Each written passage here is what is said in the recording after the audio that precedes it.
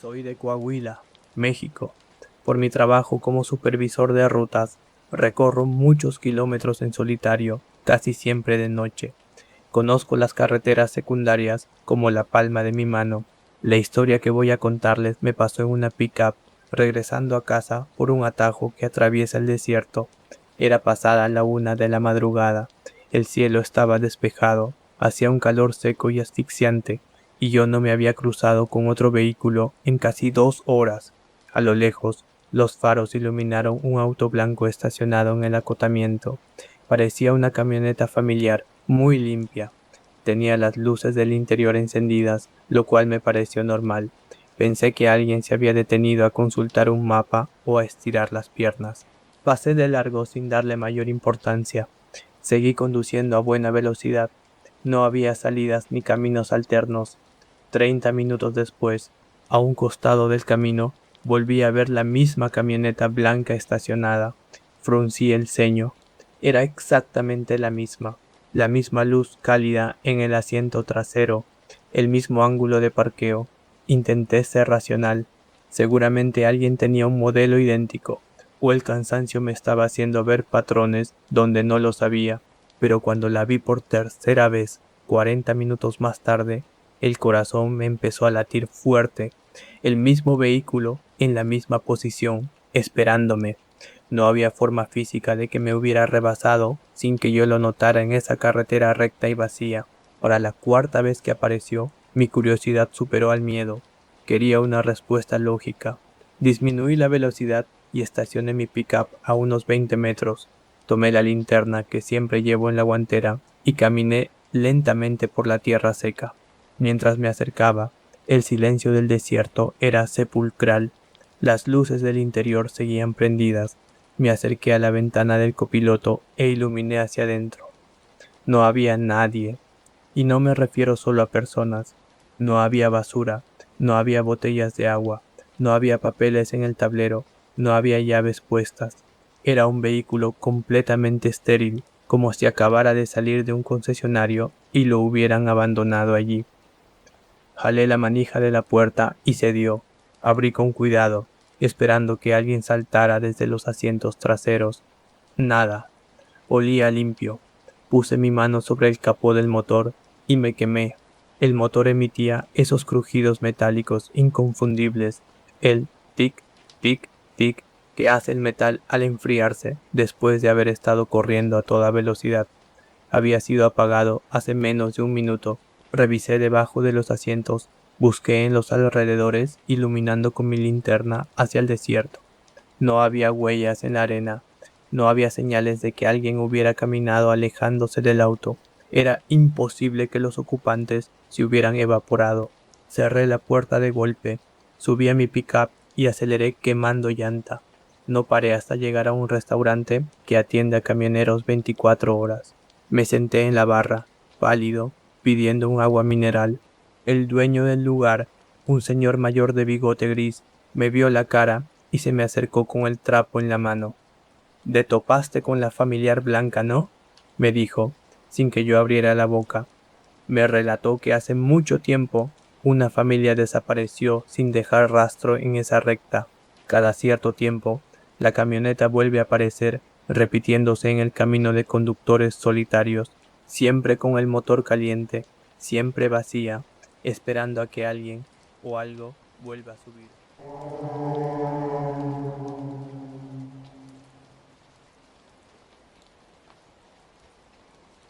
Buenas noches, soy de Michoacán, México. Durante años viajé como agente de ventas por carreteras libres y atajos rurales. Cuando pasas tanto tiempo al volante, tu mente aprende a filtrar las cosas raras, a justificar sombras o animales. Pero lo que vi aquella noche en la región de la meseta no tiene justificación alguna.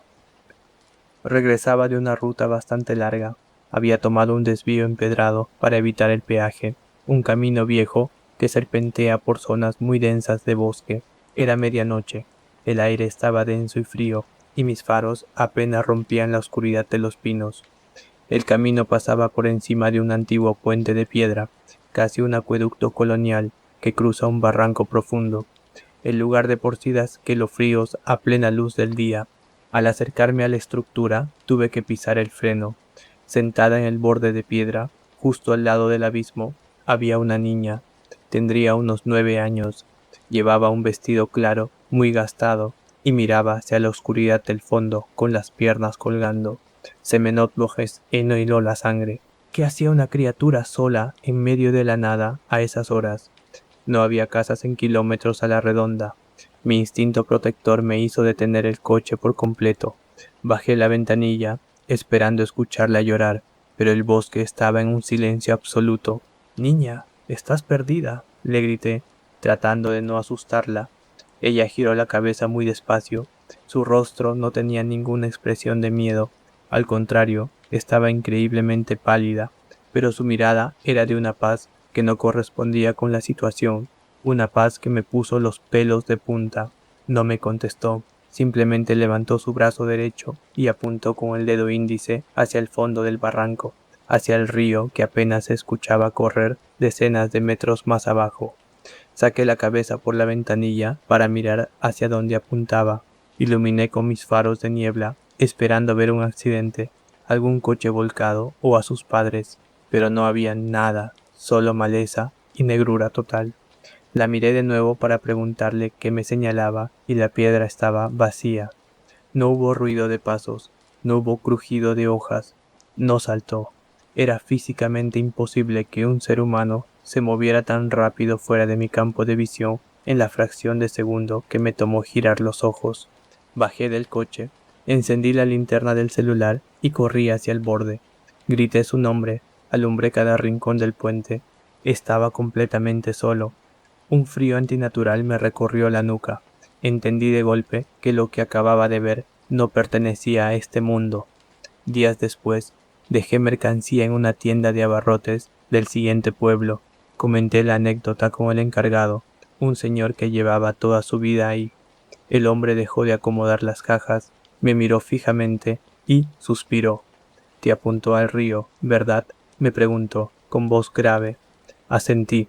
Me explicó que en los años 80 un camión de pasajeros perdió los frenos y cayó por ese puente. Las cuadrillas de rescate encontraron casi todos los cuerpos, menos el de una niña, que fue arrastrada por la corriente. Desde entonces, todo conductor que se detiene en ese puente la ve pidiendo que busquen donde ella se perdió.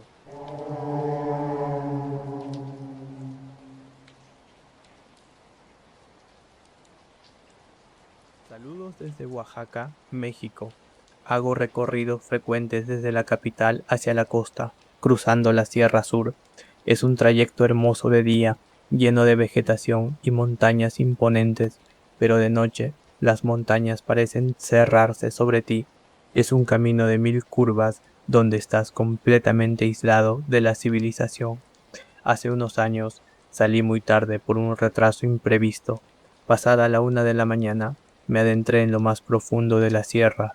No había luna, era una oscuridad total, rota únicamente por los faros de mi coche.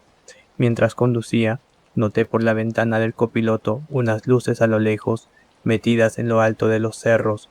Eran esferas luminosas de un tono ámbar.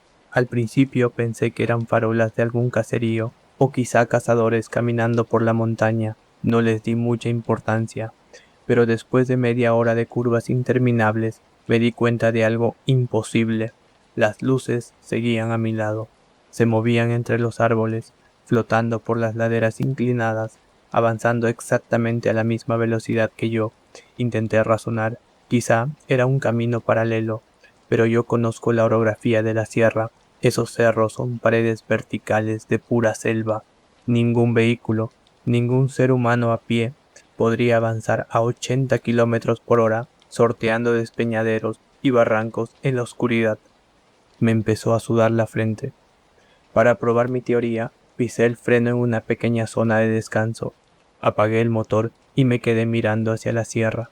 Las luces se detuvieron al instante, flotaban suavemente, como si me estuvieran observando, y luego, una a una, se apagaron lentamente, fundiéndose en la negrura de los árboles. Esperé 5 minutos.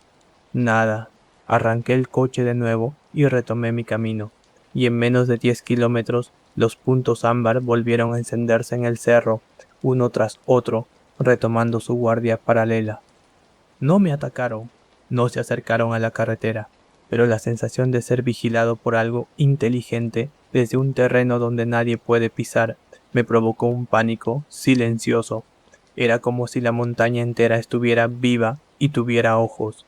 Llegué a la costa cuando el sol empezaba a asomarse. Con la luz del día, el misterio se volvió aún más escalofriante. Volteé a ver hacia la cordillera que acababa de cruzar. Las montañas eran riscos escarpados, paredes de roca y vegetación impenetrable. Era obvio que no había veredas, ni pueblos, ni torres eléctricas allá arriba. Cuando mencioné esto en el hotel donde me hospedaba, un anciano que limpiaba el lobby se me acercó. Me preguntó, sin sorpresa alguna, en qué kilómetro me habían empezado a seguir. Le di el dato. Él sonrió a medias y me dijo que no me preocupara, que tuve suerte. Según los locales, esas luces son espíritus antiguos de la sierra que acompañan a ciertos viajeros. Aparecen donde nadie puede caminar, vigilando desde las alturas. Si te ignoran, pasas de largo. Pero si decides meterte al bosque a buscar la fuente de esa luz ámbar, jamás vuelves a salir de la montaña.